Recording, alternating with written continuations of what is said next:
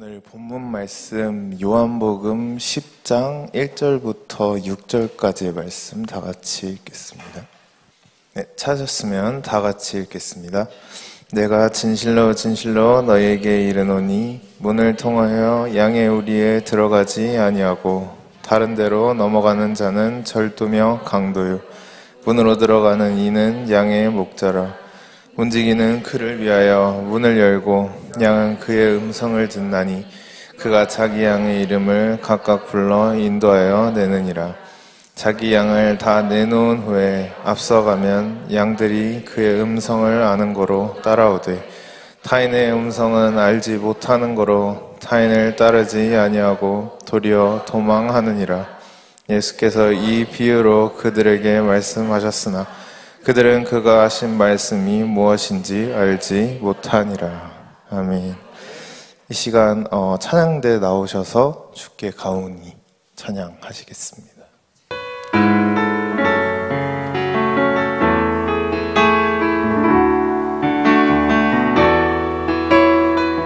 주께 가오니 주께 가오니 날 새롭게 하시고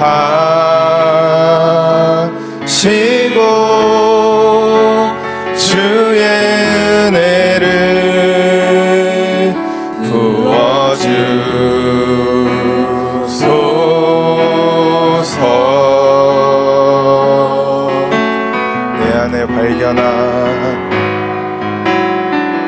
내 안에 발견한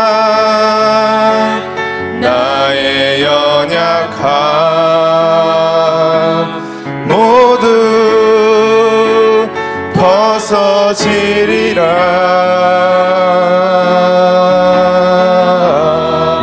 주의 사랑으로 주 사랑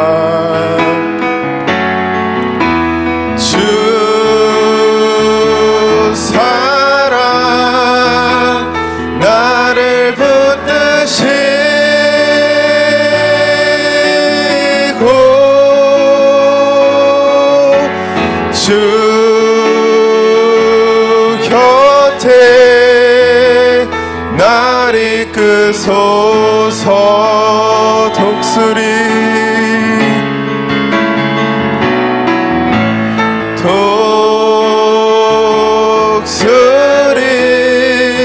날개쳐 올라가듯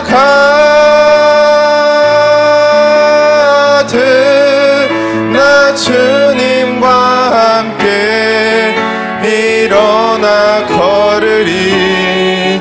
주의 사랑 안에 주 사랑 다시 하겠습니다. 주 사랑 주 사랑 나를 붙드시고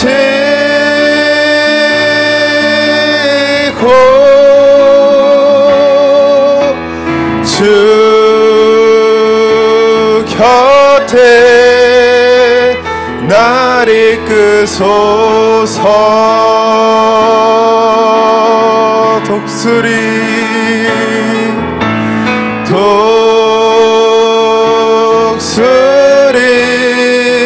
날개쳐 올라가듯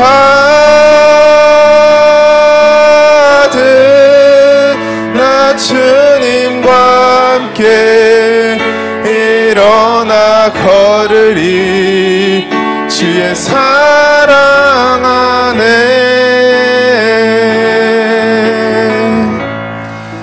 아멘. 네, 오늘 본문 말씀의 제목은 양의 문 예수라는 제목으로 여러분들과 말씀을 나누고자 합니다.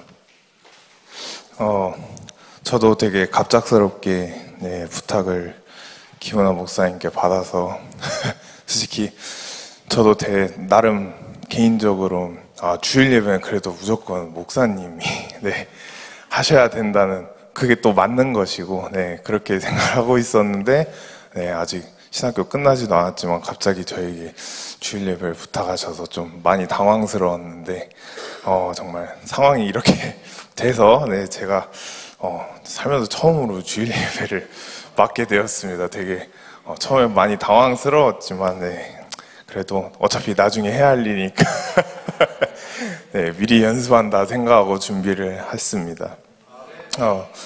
오늘의 말씀 제목은 양의 문 예수입니다. 요한복음을 저희가 계속해서 제가 상고하고 있는데 이렇게 복습을 하고서 다시 지나가야 할 것 같습니다. 요한복음은 우리가 이 성경을 이해하는 데 있어서 너무나도 중요한 성경이기 때문에 우리가 복습하고 또 복습을 해야 합니다. 맨날 복습한다고 뭐라 하지 마시고 여러분들 밥 맨날 똑같은 거 먹는다고 내일 밥 안 먹는 거 아니지 않습니까? 우리가 성경의 기본이 되는 것은 항상 복습하고 우리의 마음속에 기초로 새겨놓아야 하는 것입니다. 오늘 이 자리에 계신 분들 중에는 또 제가 개인적으로는 평일날 이렇게 얼굴을 못 뵀던 분들도 계시기 때문에 더더욱 복습하는 것이 중요한 것 같습니다. 성경의 전체 주제 하나로 딱 말한다면 성경은 무엇으로 되어 있죠? 누구의 이야기입니까? 예수님의 이야기입니다. 거기에서 요한복음은 장들마다 1장부터 쭉 장들마다 모두가 다 예수님의 이야기입니다. 그러면 저희 혹시 기억하시는 분 계십니까? 요한복음 1장 무엇이었죠? 로고스 말씀 되신 예수님이십니다. 평일날 그래도 제가 말씀할 때 들으셨던 분들은 아마 이제는 그래도 바로 튀어나와야 합니다. 1장은 무조건 로고스 말씀 되신 예수님입니다. 이 1장의 로고스 예수, 이 말씀 되신 예수님을 우리가 만나지 않고서는 인간은 절대로 구원을 받을 수가 없습니다. 말씀 되신 로고스, 그 예수가 내 속에 있느냐 없느냐에 따라서 인간의 인생이 바뀌게 되어 있습니다. 로고스 예수는 창세기 1장에 나오는 빛이 있으라 했던 그 말씀과도 같은 의미를 가지고 있습니다. 우리가 첫 단추를 잘못 맞추면, 첫 단추를 잘못 끼워버린다면 그 밑에 있는 단추들 아무리 열심히 시간 들여서 끼워도 나중엔 결국엔 짝이 안 맞는 것처럼 요한복음 1장 이 로고스 예수를 잘못 알거나 아니면 성경을 잘못 해석해버리면 신앙생활을 나중에 하다 보면 결국엔 신앙에 문제가 생긴다는 것입니다. 여러분들 신앙생활 하다가 이렇게 문제가 생겼을 때나 뭔가 이해가 안 되거나 아니면 뭔가 약간 꽉 막혔다고 느껴지실 때는 신앙생활의 첫 단추를 잘못 끼웠을 확률이 높기 때문에 로고스 예수로 다시 돌아가시길 축복합니다. 요한복음 1장이 아직 내 자신 속에, 내 속에 확실하지 않은 상태에서 그 뒤에 있는 장들을 계시록까지 아무리 열심히 읽고 또 많은 강의, 많은 설교를 들을지라도 절대로 이해될 수가 없습니다. 이 자리에 계신 여러분들은 복음의 첫 단추인 말씀으로 오신 로고스 예수가 여러분들 마음속에 분명히 임하시기를 축복합니다. 그 다음 2장 혹시 기억나시는 분 계십니까? 김현성 형제 2장 뭐였습니까? 맞습니다. 역시 모범생입니다. 혼인잔치의 예수입니다. 혼인의 예수. 여러분들이 살아가면서 내가 주인 되고 내 삶에 내가 주인 되고 또 바빠서 예수님을 잊어버리고 살기 바쁘다고 예수님의 자리에, 예수님이 계셔야 할 그 자리에 내 자신을 두고 살아간다면 안 된다는 것입니다. 우리가 우리 자신을 내려놓고 예수님의 원래 자리에 올려드릴 때에 우리에게 혼인잔치의 역사가 일어나게 된다는 것입니다. 이 시간에 혼인잔치에 예수님을 체험하는 모두가 되시기를 축복합니다. 김현 형제가 굉장히 지금 성적이 좋기 때문에 3장 뭐였습니까? 커닝하고 있었습니까? 바로 튀어나온 줄 알고 약간 역시 모범생이다 라고 하고 있었는데 앞에 커닝 페이퍼를 두고 계셨거든요. 괜찮습니다. 커닝 하면서도 3장 뭐였습니까? 장대에 못 박힌 예수입니다. 네, 우리 속에 있는 장대에 못 박힌 뱀을 말하고 있죠, 상장에. 우리 속에 있는 모든 뱀들, 모든 악한 것들, 이 모든 것들을 예수님이 십자가에 못 박히신 것과 같이 우리도 예수님의 십자가에 우리의 뱀들을 못 박아야 한다는 것입니다. 예수님의 십자가는 양면성을 띠고 있습니다. 앞에서 봤을 때는 육신적인 예수님이 십자가에 못 박혀 죽은 것이지만 뒤에서 봤을 때는 사탄이 그 뒤에 못 박혀 죽는 것입니다. 이 시간 우리 속에 있는 악한 것들, 우리 속에 있는 뱀들 전부 다 십자가에 못 박으시길 축복합니다. 사장은 컨닝 있나요? 맞습니다. 사장은 우물가에 있습니다. 우물가에 있습니다.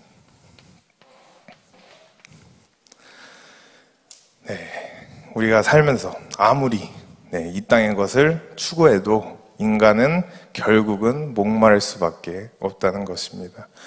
우물가 여인 6명, 7번째 남자를 찾고 있는 것과 같이 우리는 이 세상에서 끝도 없이 이 세상의 것만 헐떡이다가 추구하며 헐떡이면서 살다가 죽는다는 것입니다. 하지만 우리가 우물가의 예수님을 만나게 되면 우리는 더 이상 이 땅의 것들 때문에 목마른 일이 없다는 것입니다. 다음 5장은 베데스다였습니다. 베데스다. 아마 저기 지금 양준원 목사님 그리고 김은하 목사님 베데스다 모르겠습니다. 직접 가셨을 수도 있고 또 성지순례 가셨기 때문에 그 5장 베데스다 예수입니다. 베데스다 연못에 들어가면 어떠한 병을 가지고 있던 간에 모두가 어떤 사람이든 치료를 받을 수 있었던 것처럼 베데스다 예수 안에 들어가면 우리도 이 시대의 베데스다를 똑같이 경험할 수 있다는 것입니다. 그러려면 뭐 해야 된다? 베데스다가 뭐 할 때 들어가면 병을 고침받을 수 있었죠? 동할 때, 물이 동할 때에 고침받을 수 있었던 것처럼 우리가 살면서 고침을 받기 원한다면 예수님의 마음을 먼저 동해야 한다는 것입니다. 6장, 6장은 성찬, 떡 예수죠. 성찬의 예수입니다. 예수님이 제자들에게 떡과 포도주를 나눠주신 것처럼 우리도 예수님으로부터 영의 성찬, 예수님의 살과 피를 우리가 영적으로 먹어야만이 엠마오로 내려가던 이 두 제자와 같이 처음에는 예수님이 나타났음에도 알았습니까? 몰랐습니까? 몰랐어요. 자신들이 평생 섬기던 선생님 예수도 몰라보고 그냥 선생님이라고만 부르는 것처럼 그렇게 모르다가 예수님께서 주막에 들어가셔서 떡을 떼서 축사하실 때 제자들이 비로소 이게 우리가 알던 그 예수님이구나 라고 알아차린 것처럼 우리 또한 두 제자와 같이 예수님이 성찬을 해주실 때 우리 눈에 가리워졌던 것이 벗어지게 되는 줄로 믿습니다. 7장은 생수의 강 예수입니다.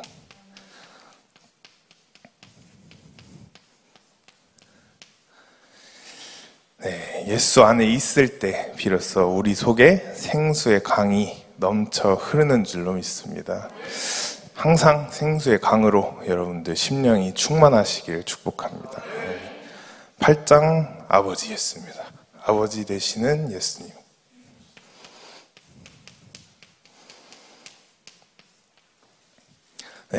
아버지 예수님. 더 이상 이것은 무슨 말이 필요하겠습니까? 예수님이 우리의 아버지 되어주신다는 것입니다. 육신의 아버지도 자녀를 낳으면 끝까지 책임지는 것과 같이 우리 예수님도 우리를 끝까지 책임져 주신다는 것입니다. 이 자리에 계신 분들은 아버지 예수님과 친밀한 자녀의 관계를 맺으시기를 축복합니다. 9장은 저희 저번 주에 제가 말씀드린 실로암 예수입니다. 논산훈련소 아주 열광하는 실로암. 정말 군인들에게 최고의 복음입니다. 실로암. 네, 9장은 실로암 예수입니다. 우리의 영적인 수준대로, 실로암 예수님이 그 환자를 실로암에 보내신 것을 보면 우리의 영적인 수준대로, 우리 신앙의 믿음대로 예수님께서는 어쩔 땐 보조 믿음을 써서라도 우리의 믿음을 키우시기를 원하시고 우리의 믿음대로 역사가 일어나게 되는 것입니다. 여러분들도 날마다 믿음이 성장하시는 역사가 있으시기를 축복합니다. 지금 앞에 제가 1장부터 9장까지 이렇게 쫙 적어놓으니 뭔가 장별로 주제들, 테마들이 여러분들 머리와 또 마음속에 항상 이것을 새겨두시기를 축복합니다. 또 평일날 이렇게 들으러 오는 청년들에게는 모릅니다. 또 제가 언제 상품을 걸고 퀴즈를 낼지 모르기 때문에 깜짝 퀴즈 냈을 때 다 맞추시기를 바랍니다. 네, 오늘은 요한복음 10장 제목 그대로 양의 문 예수를 말씀드리고자 합니다.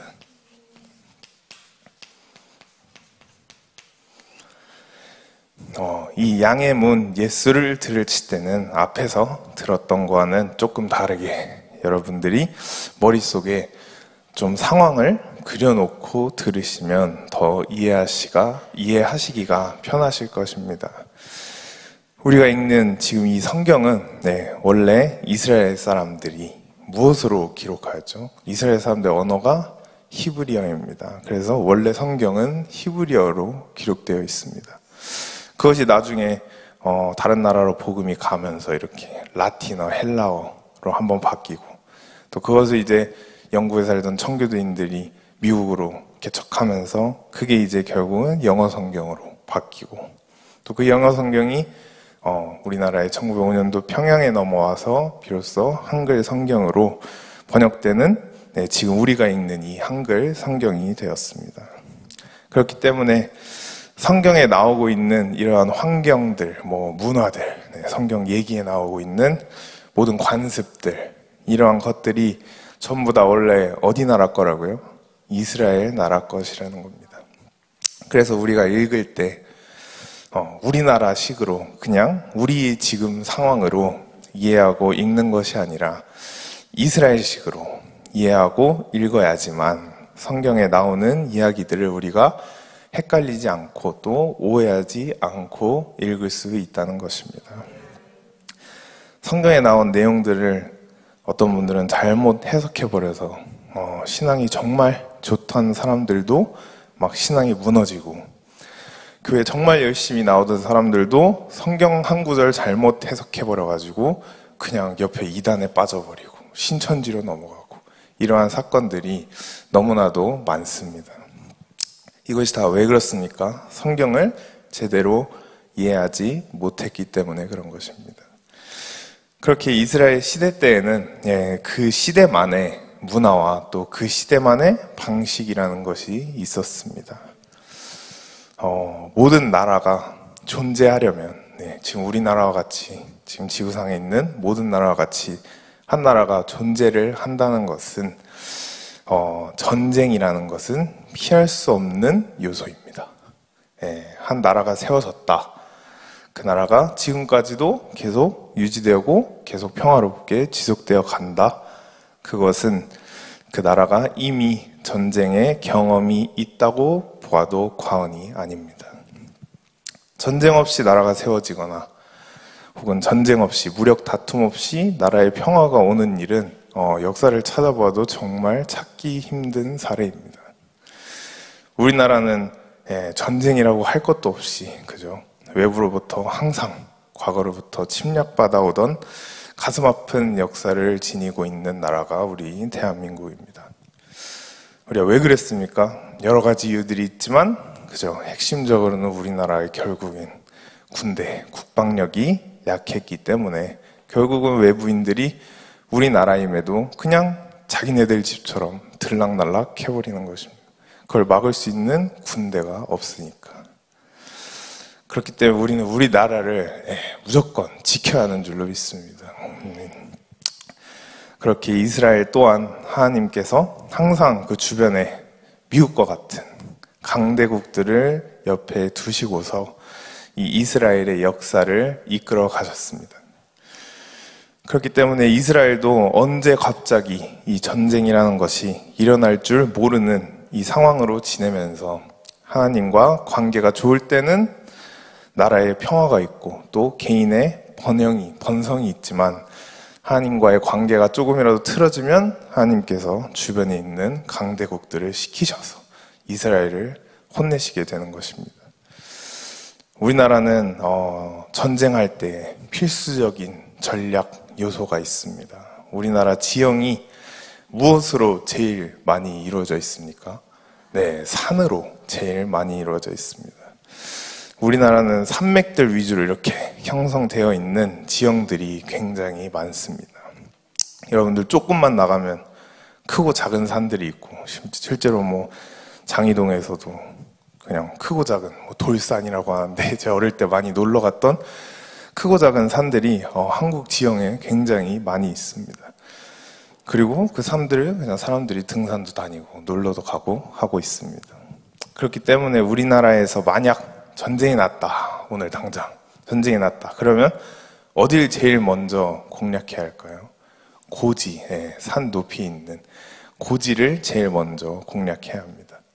영화에도 뭐 고지전이라는 이런 영화가 나온 것과 같이 우리나라에서 지금 만약에 전쟁이 났다 하면 어느 나라가 먼저 고지를 가서 점령하느냐, 먼저 거기를 먹느냐에 따라서 전쟁의 승패가 좌우될 만큼 고지는 필수적인 요소입니다. 그래서 우리나라는 보면 육군이 솔직히 제일 강력하고 또 규모도 큽니다. 결국엔 고지를 먹어야 되니까 육군에 투자를 많이 할 수밖에 없는 것입니다. 반대로 일본은 육군에 그렇게 투자 안 하고 어디에 투자할까요? 해군에 투자하게 됩니다. 왜냐? 섬으로 된 나라이기 때문에. 당연히 일본을 쳐들어가려면 배를 타고 가야 하니까 해군에 투자를 하는 것입니다.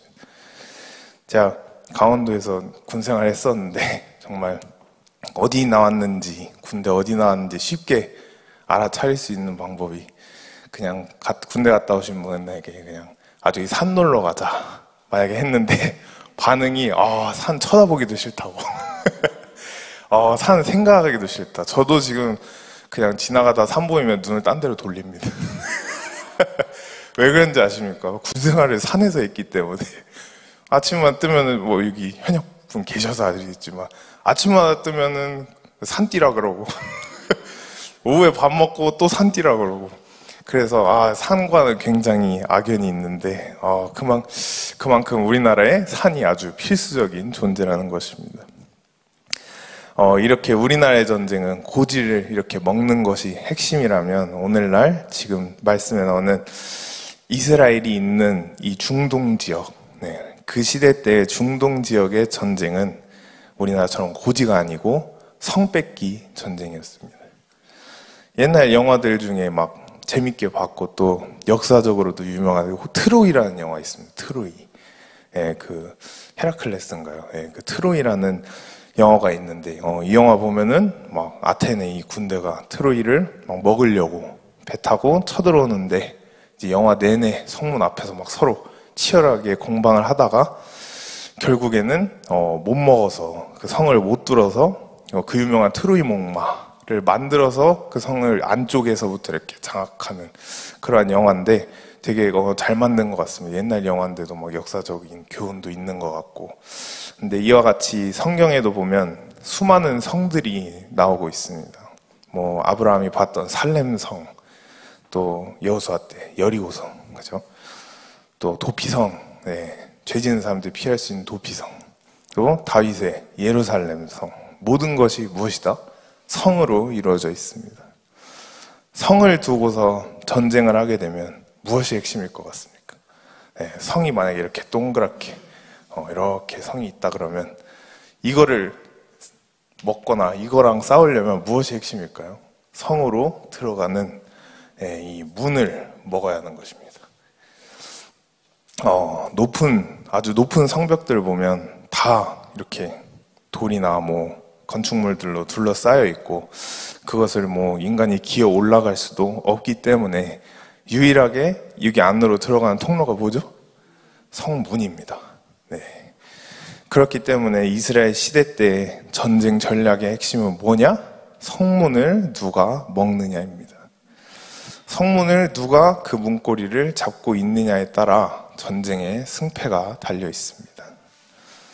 밖에서 내가 이렇게 성문을 딱 장악하고 지키고 있다면 이 안에 수십만, 수백만이 있더라도 나갈 수 있어요, 없어요? 도간에 든 쥐입니다. 성문을 잡고 있으면 안에 사람이 아무리 많더라도 절대로 나올 수가 없는 것입니다. 지금 시대에 우리가 맨날 열고 닫는 지금 이런 교회 예배당에 있는 이런 문들은 그냥 작은 편이지만 사람 키 정도 되는 이런 문이지만 옛날 성문들 보면 작습니까? 큽니까? 엄청나게 큽니다. 인간 한두 명이서 절대 밀 수도 없을 만큼 큰 성문들이 많습니다. 어쩔 때는 동물을 시켜서 이렇게 성문을 올리고 내리고 할 정도로 성문이 엄청 크게 견고하게 만들어져 있습니다. 그 이유는 뭐 때문이다? 성문에 먹히면 이 성 안에 있는 사람들 다 죽는 겁니다. 왜 그렇게 거대한 성문을 지었겠습니까? 결국은 성을 지키기 위하여 지은 것입니다. 이것을 오늘 말씀에 예수님께서 비유하기 위하여 이러한 문화들을, 이스라엘 문화들을, 중동의 문화들을 빗대어서 성경에 지금 말씀하고 계시는 것입니다. 예수님은 자기 자신을 양의 문이라고 말씀하고 계시고 그것이 우리에게 있어서는 이것이 그림에서는 그냥 성의 문이지만 오늘날 우리에게 있어서는 이것이 마음의 문인 것입니다. 그 말은 예수님께서 우리의 이 마음의 문을 외부인이, 침략자들이 쳐들어오지 못하도록 성문 뺏는 전쟁을 예수님께서 우리 대신 직접 해주시겠다는 것입니다. 그렇기 때문에 예수님은 우리 마음의 문지기가 되는 것입니다. 여러분들의 마음의 문에, 이 마음의 문에 누가 쳐들어옵니까? 쳐들어올 사람은 아니죠. 쳐들어올 존재 딱 하나밖에 없습니다. 마귀입니다. 마귀가 쳐들어오는 것은 그것을 우리의 실력으로, 인간의 어떤 능력으로 마음의 문을 절대로 막을 수가 없습니다. 없기 때문에 예수님께서 친히 마음의 문을 우리 대신 지켜주시겠다는 것입니다. 그러면 그것을 우리가 거부해야 합니까? 감사하게 받아들여야 합니까? 감사하게 받아들여야 하지만 근데 거부하는 사람들은 왜 이렇게 많은 것입니까? 예수님에게 마음의 문을, 뭔가 이 문고리를 맡기면 뭔가 자신 속에 있는 모든 것을 뺏기는 그런 느낌이 들어서 그런 건지는 모르겠지만 예수님께서 절대로 인간의 것들을 뺏어가시지 않으십니다. 뺏어가는 건 누가 하는 짓이다? 말씀에 나와 있죠. 도둑이나 하는 짓입니다. 요한복음 같은 10장 8절에서 10절 다 같이 한 번만 읽겠습니다. 네, 다 같이 읽겠습니다. 나보다 먼저 온 자는 다 절도요 강도니 양들이 듣지 아니하였느니라. 내가 문이니 누구든지 나로 말미암아 들어가면 구원을 받고 또는 들어가며 나오며 꼴을 얻으리라. 도둑이 오는 것은 도둑질하고 죽이고 멸망시키려는 것뿐이요 내가 온 것은 양으로 생명을 얻게 하고 더 풍성히 얻게 하려는 것이라. 아멘. 나보다 먼저 온 자는 다 누구라고요? 강도라는 것입니다. 도둑이 오는 것은 도둑질하고 죽이고 멸망시키려고 오지만 예수님이 오신 이유는 무엇을 얻게 하려고? 생명을 얻게 하고 또 풍성하게 해주시려고 우리에게 오신다는 것입니다. 그렇다면 우리의 마음의 문을 도둑에게 맡겨야 합니까? 예수님에게 맡겨야 합니까? 예수님에게 맡겨야 하는 것입니다. 생명을 주시고 더 풍성하게 해주시는 분에게 우리가 마음의 문을 맡겨야 하는 것입니다. 그리고 인간적으로 생각했을 때도, 그죠? 예수님께서는 이 세상을 지으신 창조주이신데 그 예수님이, 그 전지전능하신 분이 뭐가 아쉬워서 저와 여러분들이 가지고 있는 이것들을 뺏으려고 하시겠습니까?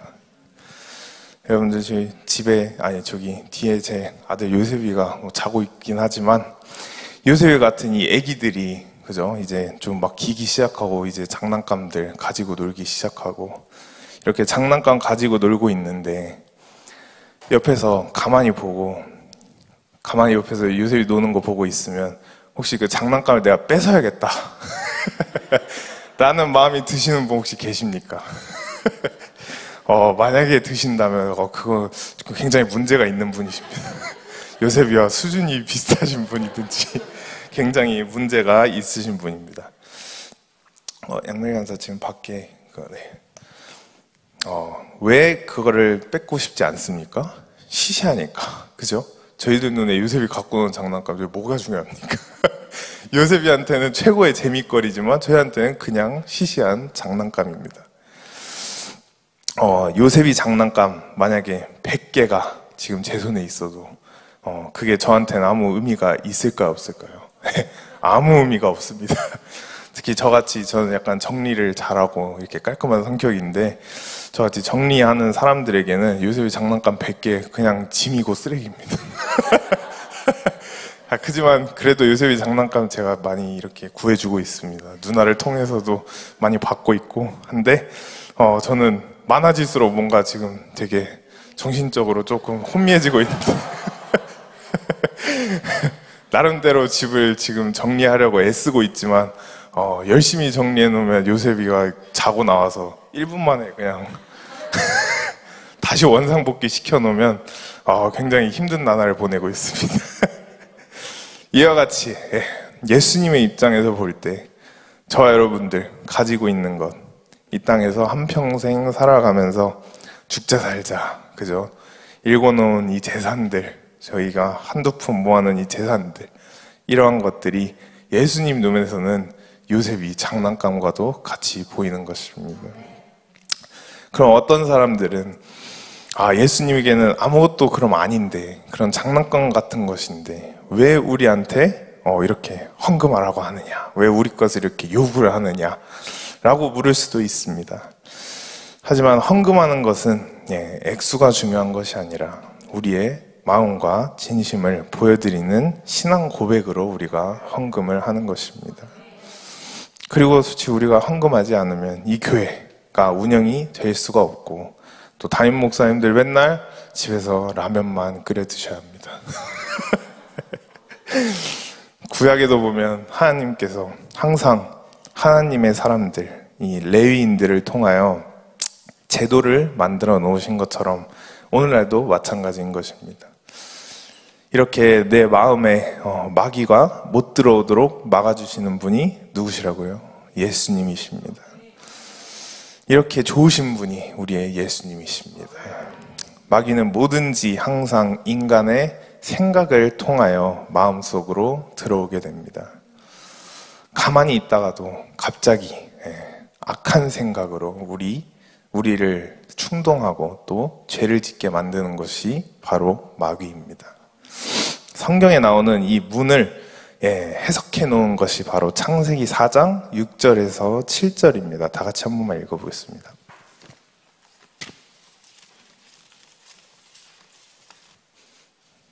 찾으셨으면 다 같이 읽겠습니다. 여호와께서 가인에게 이르시되 내가 분하여 함은 어찌 됨이며 안색이 변함은 어찌 됨이냐. 내가 선을 행하면 어찌 낯을 들지 못하겠느냐. 선을 행하지 아니하면 죄가 문에 엎드려 있느니라. 죄가 너를 원하나 너는 죄를 다스릴지니라. 아멘. 여기에 무엇이 문 앞에 엎드려 있다고 나와 있죠? 죄가 문 앞에 엎드려 있다는 것입니다. 이건 무슨 문을 뜻하고 있죠? 우리의 마음의 문을 말하고 있습니다. 성경에 최초로 이 문이라는 단어, 이 문이라는 말이 나온 것이 저희가 방금 읽은 창세기 4장입니다. 죄가 문 앞에 엎드렸다는 이 뜻은 마귀가 지금 너의 지정의를 전부 다 차지하려 한다는 뜻입니다. 우리 인간의 지정의는 곧 마음의 문과 굉장히 연관되어 있습니다.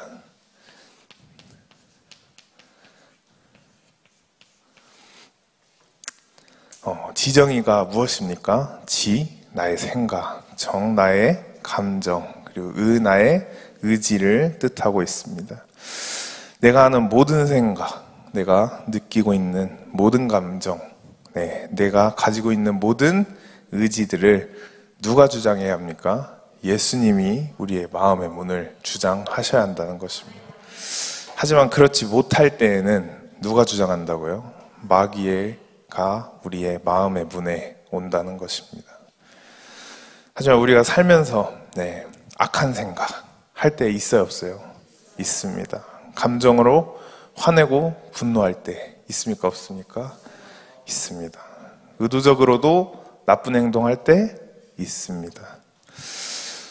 저 또한 살면서 특히 양밀 간사 저기 뒤에 보고 있지만 저는 이 감정에 정말 이 감정적인 부분에서 마귀에게 졌던 적이, 마귀에게 문고리를, 감정의 문고리를 내어준 적이 생각보다 많습니다. 지금은 많이 나아졌지만 제가 학창시절 때 미국 유학생활 도중에 이제 학교 농구장에서 주말에 할 것도 없으니까 그냥 농구 연습을 이렇게 혼자 하러 농공 들고 가서 이렇게 쏘고 있는데 뒤에 흑인이 한 명 걸어오는 거예요. 흑인이 하나 걸어왔는데 그 흑인이 하필 저희 학교 농구팀 에이스였습니다. 굉장히 농구 잘했습니다. 키도 조그만데 정말 잘했습니다. 근데 그 에이스가 저 혼자 이렇게 등지고 있고 농구 골대가 풀코트로 양쪽에 있으면 둘밖에 없으니까 저는 이쪽에 쏘고 걔는 저쪽에서 쏘고 있는데 걔가 또 제가 쏘는 걸 봤나 봐요. 그래서 제가 그때 이렇게 농구 연습한다고 쐈는데 이게 처음 쏘는 거다 보니까 공이 이게 네트 근처로도 못 가고 이렇게 그냥 뚝 하고 떨어져 버렸어요. 에어볼이라고 하죠. 농구 좋아해서. 뚝 하고 떨어졌는데 흑인 애가 뒤에서 보면서 웃는 거예요. 그래서 무슨 동양인이, 그죠? 아시아에 무슨 농구냐, 가서 공부나 해라, 이런 식으로 저에게 굉장한 인종차별 발언을 그 미국이라는 사회에서의 인종차별 발언을 하게 됐는데, 그때까지만 해도 그래도 여름 봤는데 그래도 괜찮았는데 얘가 한술 더 떠서 이제 결정적인 사건을 나타냅니다. 얘가 거기서 계속 쏘면 되는데, 그죠? 사람 2명이고 골대 2이면 하나씩 나눠 가지면 되잖아요. 근데 얘가 굳이 자기 공을 제 쪽으로 드리블 치면서 와가지고 제 옆에서 보란 듯이 3점을 팍 넣었는데 엄청 깔끔하게 싹 들어가 버린 거예요. 진짜 거의 흔들림 없이 깔끔하게 들어갔습니다. 왜? 농구팀 에이스니까 당연히 밥 먹고 하는 게 농구니까. 그래서 그거를 보는데 공이 또 딱 들어가면서 제 앞쪽으로 이렇게 떼구르 굴러왔어요. 그러니까 얘가 저보고 자기 패스해달래요. 자기 공이니까. 근데 거기에서 제가 터져버렸습니다. 참을 수가 없는 거예요. 이게 인종차별에다가 뭔가 내 앞에서 지금 매기는 거니까, 나를 뭔가 집에 가라 약간 이런 거니까 이게 농구공을 처음에 패스할 것처럼 딱 잡아가지고 제가 진짜 뒤에 있는데 뒤로 돌아가지고 그 농구공을 이렇게 얼굴로 진짜 이렇게 확 던져버렸어요. 확 던져버려가지고 걔가 살짝 피하긴 했는데 막 이렇게 턱 쪽 이렇게 탁 맞고 얘가 막 이제 난리 난 거예요. 약간 어린 애였거든요. 저보다 나이도 어리고. 맞아요. 그거 보고 막 이제 농구장 달려있는 카메라 보고 막 학교 저희 군사학교 다녔으니까 막 이게 상관들 뛰어와가지고 난리 났는데, 결국은 제가 그래서 정학을 먹었습니다. 3일 정학. 3일 정학을 먹었어요. 학교 참 비호합니다. 솔직히 그 풀스토리 듣지도 않고. 왜냐면 걔 학교는 농구팀 에이스니까. 저는 그때 아무것도 아니고. 학교 입장에서도 영양가가 얘가 더 있는 거죠. 민심도 얘가 더 좋고, 제가 더 잘못을 안 했어도 제가 더 잘못한 것처럼 뭔가 프레임이 막 씌워지고 막. 그래서 결국은 그냥 몇 시간 후에 저희 고모 보호자님 오라 그래가지고 고모 차 타고 집으로 3일 정황을 먹었습니다. 그래서 집에 가면서 정광 목사님 아빠한테 전화해가지고 고모가 이제 한마디 하라고. 그래서 아빠 나 정황 먹었다고. 그러니까 왜 정황 먹었냐고. 학교 공부해야지 정황을 왜 먹었냐. 아 이래 해서 흑인애가 그래서 그냥 던져버렸다. 그러니까 그 말씀 드시니까 뭐라고 하신 줄 알아요? 원래 정광 목사님 되게 솔직히 엄격하시고 그때는 좀 무서우신 분이었는데 그래서 말하면서 솔직히 떨렸어요. 무슨 말을 들을까 했는데 정광 목사님이 딱 들으시더니 잘했대요. 잘했다. 그런 거는 참으면 안 된다. 잘했다고. 그냥 집에 가서 쉬다 오라고. 그래서 그때 그렇게 네, 고모 집으로 3일 정황 먹고 편히 쉬다가 학교로 간 기억이 있습니다. 지금 생각해도 정말 웃기고 재밌는 이야기인데 그만큼 뭔가 마귀가 저 감정에 이거를 특히 미국 살면서 더 이거를 뭔가 혼자 있는 느낌이니까 막 인종차별 그리고 막 이런 것을 견딜 수가 없었어요. 견딜 수가 없어서 그때는 제가 이렇게 크지도 않았고 약간 크는 단계였기 때문에 더 심하게 당한 것 같기도 하지만 결국은 그래도 나중에 이렇게 찾아가가지고 그냥 서로 화해하고 저도 잘 쉬다 왔다 이러고 덕분에 잘 쉬다 왔다. 그래서 서로 찾아가서 화해하고 저는 뭐 학교 졸업할 때까지 이렇게 농구 경기 있으면 저도 농구 좋아하니까 막 가서 앞자리에서 이렇게 응원도 하고 하이파이브도 해주고 이렇게 훈훈하게 화해하고 끝났습니다. 네, 그렇게 마귀한테 제가 그때는 감정에서 졌지만 나중에 화해하고 결국은 서로 좋은 감정 가지고 이렇게 전도 졸업하고 그 친구도 나중에 졸업을 하고 이랬던 기억이 있습니다. 이와 같이 우리는 바로 우리 자신을 돌아볼 수가 있어야 한다는 것입니다. 마귀가 지금 내 마음의 문을 잡고 있구나. 마음의 문 중에서도 지정이 이 세 분야 어떤 것을 지금 마귀가 내 문고리를 잡고 있구나. 우리가 알아야 한다는 것입니다. 그리고 그것을 알고 알아차렸을 때 바로 하나님께 우리가 회개하고 또 예수님에게 주님 다시 우리의 나의 마음의 문을 지켜달라고 기도해야 하는 것입니다. 가인과 아벨이 하나님께 제사 드리러 갈 때 가인은 실패했고 아벨은 제사에 성공했습니다. 결정적인 이유는 무엇 때문이었습니까? 가인은 인간적인 힘으로 그죠? 자신이 밖에서 이렇게 사냥하고 막 들 사람 이제 갈고 닦은 이 실력으로 자신의 실력으로 하나님 앞에 나왔고 아벨은 양의 피로 하나님 앞에 나왔습니다. 하나님은 인간의 힘은 관심 없으십니다. 무조건 하나님 앞에 나올 때 너가 양의 피를 예수님의 보혈의 피를 가지고 나왔는지를 보신다는 것입니다. 이 시대로 말하자면은 하나님께 나올 때, 교회 올 때 인간적인 도덕, 그죠? 도덕과 윤리를 앞세우면서 나온다는 것이 바로 가인의 자세입니다. 내가 밖에서 교회 처음 오신 분들이나 아니면 뭐 세상 생활을 하면서 내가 얼마나 지금 착하게 살았고, 그죠?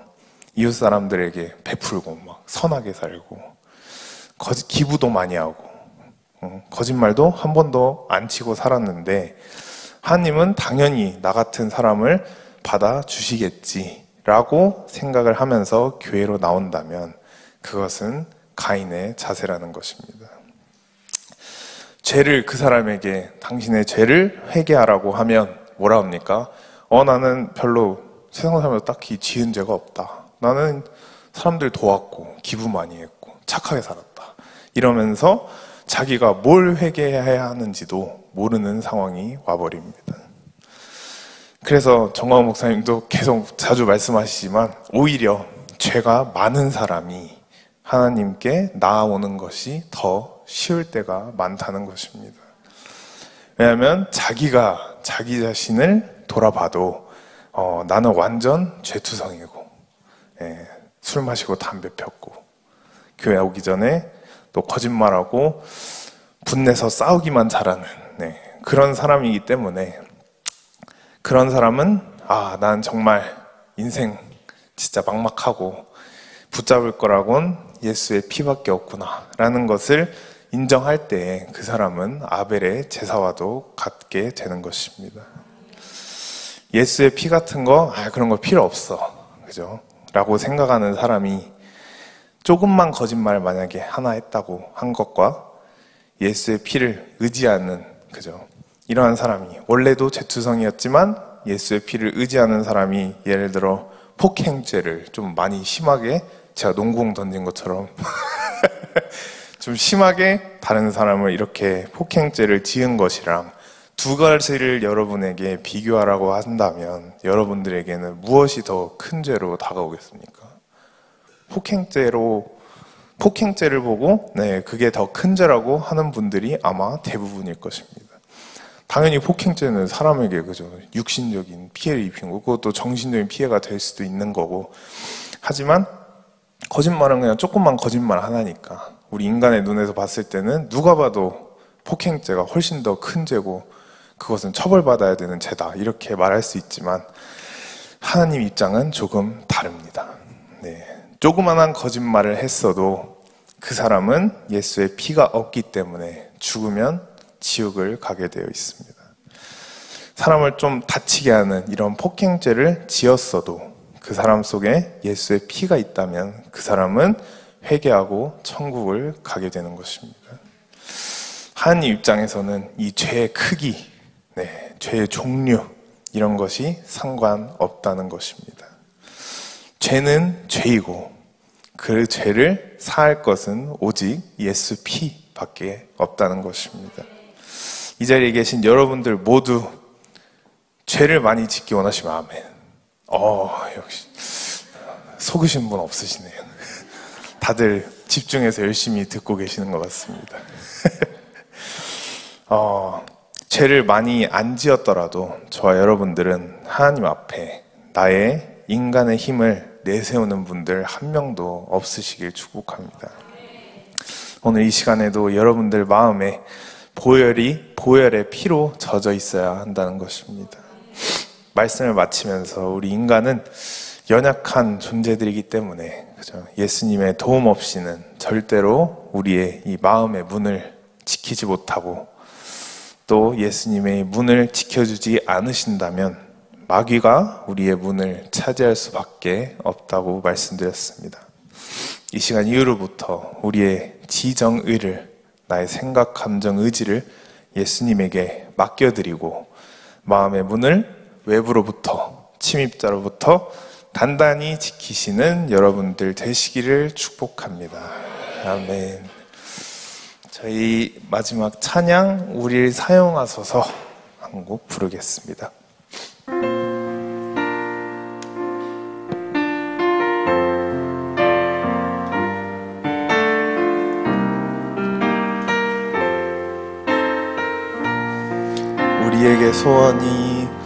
우리에겐 소원이 하나 있네. 주님 다시 오실 그날까지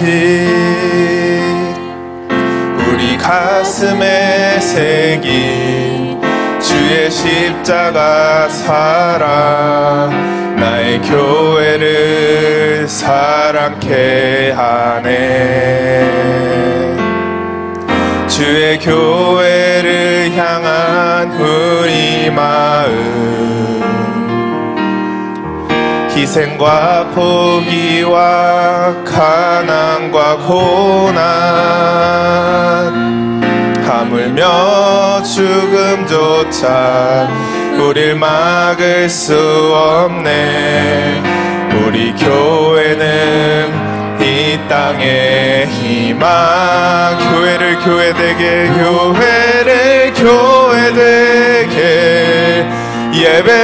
예배되게 우릴 사용하소서. 진정한 부흥의 날 오늘 임하도록 우릴 사용하소서. 성령 안에 성령 안에 예배하리라. 자유의 마음으로 사랑으로 사역하리라.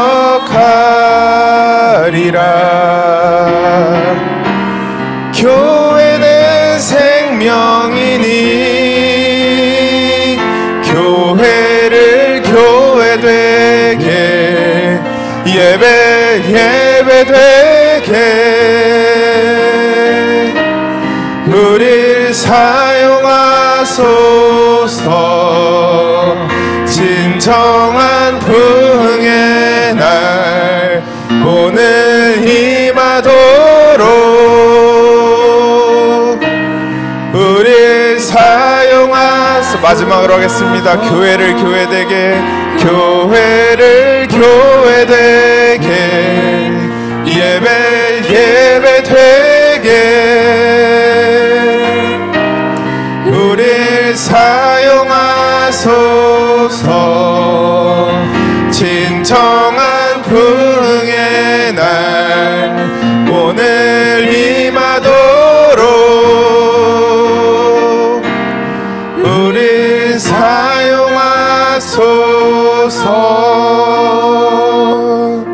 아멘.